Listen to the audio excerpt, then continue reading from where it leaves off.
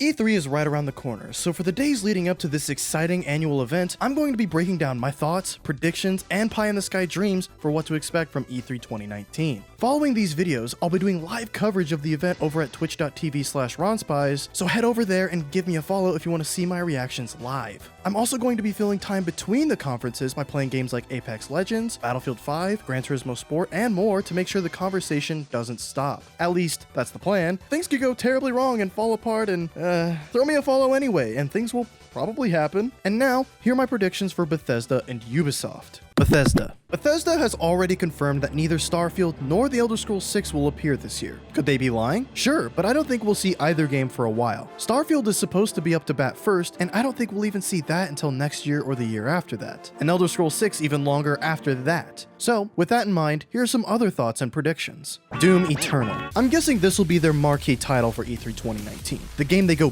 big on. I'm thinking a gameplay demo, a trailer, and a release date. It's supposedly due out in 2019, but I could see it slipping into 2020. Things are already crowded enough as it is in late 2019, but I'd still gladly make space for Doom Eternal. Rage 2. Bethesda have already unveiled their DLC roadmap for Rage 2, but I think we'll see trailers for the 2 paid DLC expansions at their show. The Elder Scrolls. Put Legends on Switch, an update for online, and dates for putting Blades on other platforms with an update on things to come. Wolfenstein. Everything that can be said about Youngblood has been said, but I wouldn't be surprised if we get one last trailer ahead of its July release. We'll probably also see a little bit from Cyberpilot, the Wolfenstein VR game, which releases on the same day as Youngblood. Tango Gameworks. It still might be too early considering there were 3 years between The Evil Within 1 and 2, but I think it's possible we could see something new from that team. The Evil Within 3 or something new. Only time will tell, but I wouldn't count this studio out from showing their hand this year. Arcane Studios. Their last games as lead developers were Dishonored 2 and Prey, released in 2016 and 2017 respectively, so I think it's somewhat realistic they could show something new this year. Bethesda has a whole show to themselves, and I know they like to show stuff that's mostly going to be out by the time they come back next year, but I could see this being the team that teases something for an ambiguous 2020 release window. Or they could totally surprise me and show a 2019 or early 2020 release date. I'm not sure what it would be, since neither Dishonored 2 nor Prey sold extraordinarily well, but regardless, I'm excited for whatever they've got going on. Fallout. Alright, here's my dream prediction. I'm not sure if this will actually happen, but I'll die of joy if it does happen. Fallout 3 and New Vegas together on Switch. Alright, that's it for Bethesda, but what's going on at Ubisoft?